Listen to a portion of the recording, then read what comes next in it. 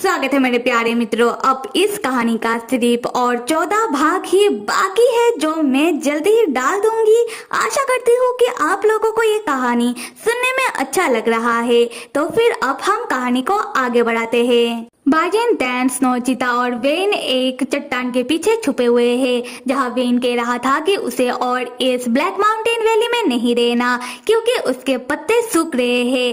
पर स्नो चीता जबरदस्ती वेन को रोककर रखता है।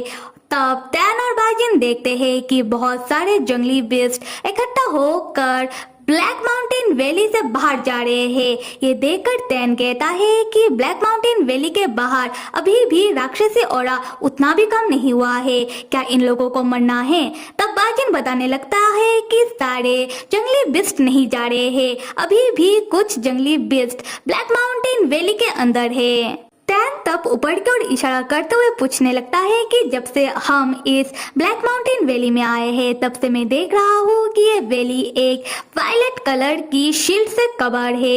ये सुनकर वेन बताने लगता है कि ये violet shield black mountain valley में नेचुरल है और इस शील्ड के कारण ही राक्षसी औरा ब्लैक माउंटेन वैली के अंदर नहीं आ पाते और ये जंगली बिस्ट यहाँ रह पा रहे हैं। और इस शील्ड के कारण एक बदबू सी है यहाँ पर, जिसके लिए पेड़ पौधे यहाँ पर मुरझा जाते हैं।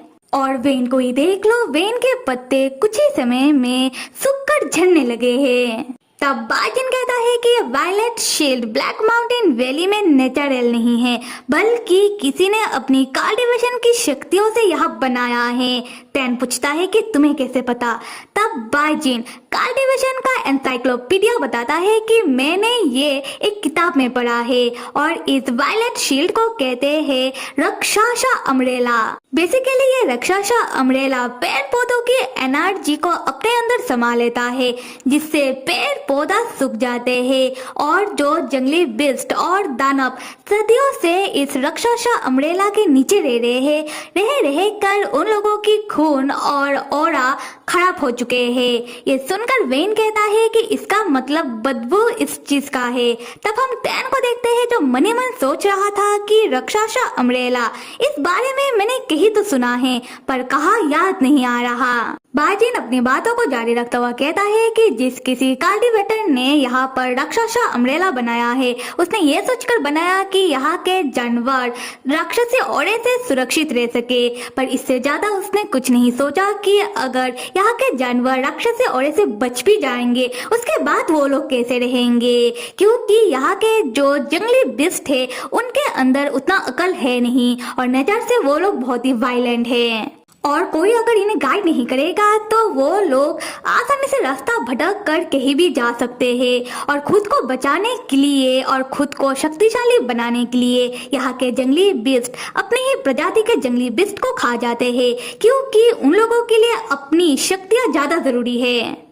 टैन बाजिन से कहता है कि जिसने भी राक्षसा अम्ब्रेला यहाँ बनाया है उसके पीछे उसका अपना कोई कारण रहा होगा और हो सकता है कि बाजिन तुम जो बता रहे हो उसके पीछे उसका यही कारण रहा हो। पर अगर राक्षसा अम्ब्रेला बुरी शक्ति और राक्षसी औरे जैसी शक्तियों को अपने से दूर रख सकता है तो फिर मास्टर के सीनियर ने लायलान के सील को क्यों बनाया? राक्षसा अम्ब्रेला से भी तो काम चल सकता था। तब बाजिन कहता है कि राक्षसा अम्ब्रेला उतना भी शक्तिशाली नहीं है। तब टैन और बाजिन देखते हैं कि एक दानव जंगली बिस्ट के पास आता है और उन्हें गाइड करता हुआ बताने लगता है कि दानव राज का हुक्म है, यहाँ पर जितने भी अनचाहे लोग आए हैं जाकर उन्हें ढूंढ कर लेकर आओ। तब टैन मनी मन कहने लगता है कि ये किसी को ढूंढने की बात कर रहा है, कहीं हमें तो नहीं? अगर ऐसा है तो हम सब मुसीबत में पड़ने वाले हैं, समय रहते हमें यहाँ से भागना होगा। तब बाजिन टैन से कहता है कि हमें भी जल्दी उन्हें ढूंढना चाहिए। टैन वेन से कहता है कि मेरे प्यारे वेन कहता है कि हाँ समझ गया, तुम लोग जिन्हें ढूंढ रहे हो मैं उन्हें ढूंढने में तुम्हारा मदद कर दूंगा, पर इसके लिए मुझे इस सुंदर आदमी का किस चाहिए। ये सुनते ही टैन और स्नो चीता वेन के ऊपर चढ़ के उसे मारने लगते हैं, ये कहते हुए कि क्या तुम्हें बाजिन का किस चाहिए, हम तुम्हारे सारे पत्ते को उखाड़ लेंगे। तब शोर शराबा सुनकर कुछ जंगली बिस्ट उन लोगों की चट्टान की ओर आने लगते हैं।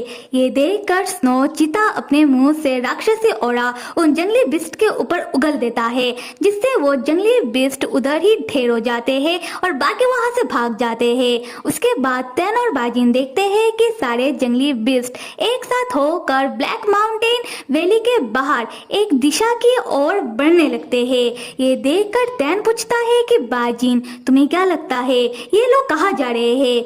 बाजिन कहता है कि ये जंगली बिस्ट जिस दिशा की ओर बढ़ रहे हैं वहां पर ही हमारा गुफा है। पर फिक्र की कोई बात नहीं, क्योंकि मुंह ने अपनी जादुई राक्षसी मणि की शक्तियों से गुफा के बाहर बैरियर बना दिया है। और अगर अब तक जूनियर चैन या फिर मास्टर होंग गुफा में पहुंच गए होंगे तो उन्हें भी कुछ नहीं होगा, वो लोग भी बच जाएंगे। तैन कहता है कि उन लोगों को गुफा के बारे में कैसे पता चलेगा, और सबसे बड़ी बात इन जंगली बिस्ट को गुफा के बारे में कैसे पता चल गया। उसके बाद तैन बाजिन से कहता है कि एक बात तो बताओ, तुम्हारे अंकल फैन यहाँ कुछ देर पहले जंगली बिस्ट को मार रहे थे, कहीं अंकल फैन हमारे खिलाफ फिर से कोई षड्यंत्र तो नहीं रच रहे? बाजिन कहता है कि नहीं, अंकल फैन ने मुझे बताया कि वो लाइलान के सिल के अंदर किसी को ढूंढने के लिए आए हैं। फिर बाजिन वेन से पूछने लगता है कि वेन क्या उन्हें ढूंढने में हमारी मदद कर रहा है या फिर नहीं, क्योंकि वेन को यहाँ के रास्ते के बारे में अच्छा खासा जानकारी है।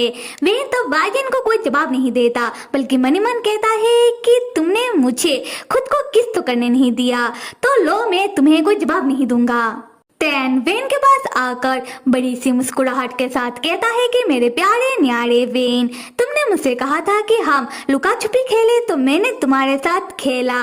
उसके बाद ये गेम ड्रॉ हो गया था, तो इसीलिए अब तुम हमारी बात मान लो, और इसके बदले मैंने जो तुमसे वादा किया था कि मैं तुम्हें इस पाताल लोक से बाहर निकालूंगा, तो मैं अपना वादा पूरा कर दूंगा। क्या कहते हो? वेन कहता है कि नहीं, क्योंकि सुंदर आदमी ने पहले ही मुझसे ये वादा कर ली है।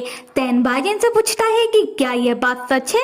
बाजिन तब साफ झूठ कहता हुआ कहता है कि नहीं, मैं तो किसी वादे के बारे में बिल्कुल नहीं जानता, मैंने तो कोई वादा नहीं किया। तब वेन चिल्लाने लगता है कि बाजिन झूठ कह रहा है। उसके बाद वेन स्नोचिता को पकड़ के कहने लगता है कि स्नोचिता इस चीज का गवाही देगा।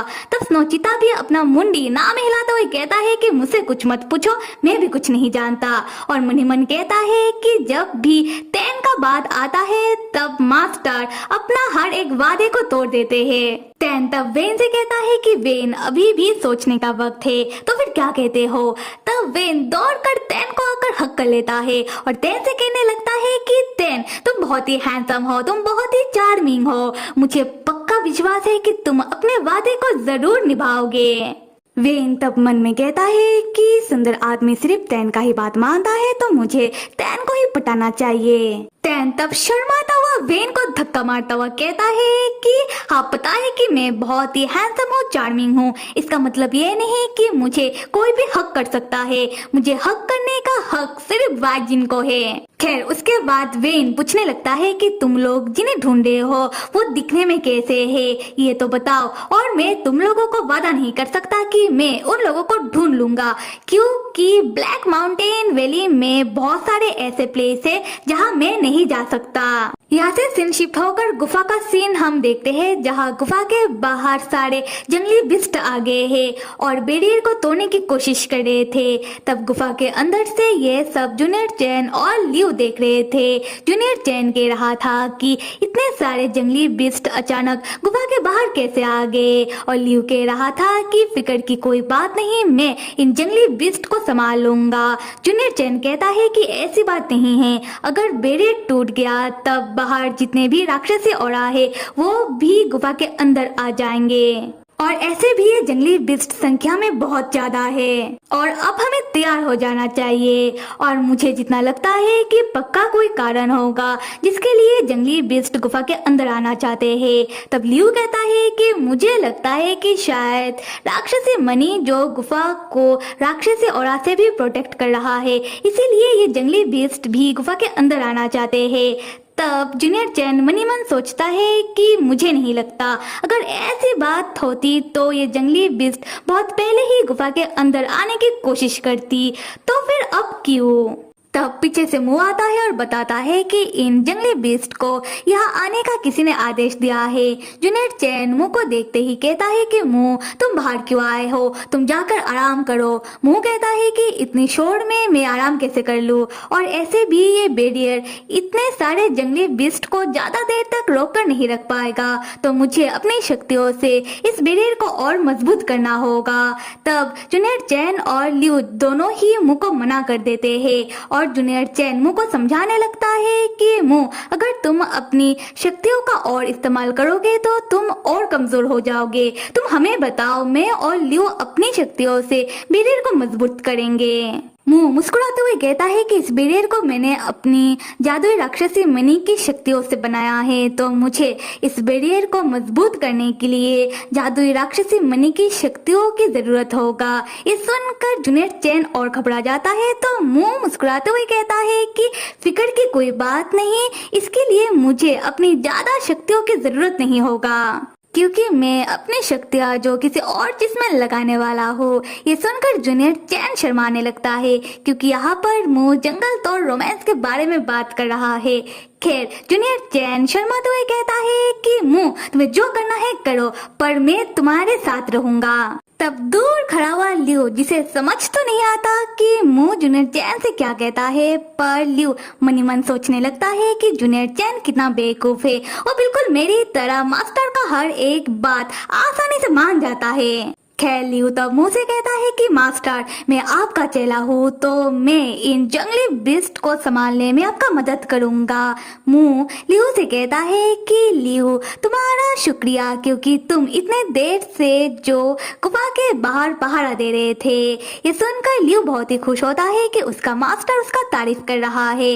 उसके बाद मुंह लियो से कहता है कि लियो, तुम बहुत ही ताकतवर होते जा रहे हो, मुझे तुम्हारा परीक्षा लेना होगा, पर अभी नहीं, बाद में, क्योंकि अभी हमें इन जंगली बीस्ट को संभालना है। लियो कहता है कि हाँ मास्टर, मैं अपना जी जान लगा दूंगा। उसके बाद मुंह आगे बढ़ने लगता है बैरियर को मजबूत करने के लिए, और पीछे खड़ा रह जाता है जूनियर चैन, जो मन ही मन सोच रहा था कि क्या मुंह ठीक है। तो फिर मेरे प्यारे मित्रों, आप लोगों के लिए एक प्यारा सा सवाल, बताओ तैन और बाजिन के कहानी में अब तक हमें टोटल कितने कपल मिले जो दोनों ही लड़के हैं, और अगर इन कपल का नाम बता सकते हो तो और अच्छी बात है, और जवाब कमेंट में देना बिल्कुल मत भूलना। Till then stay with me and see you.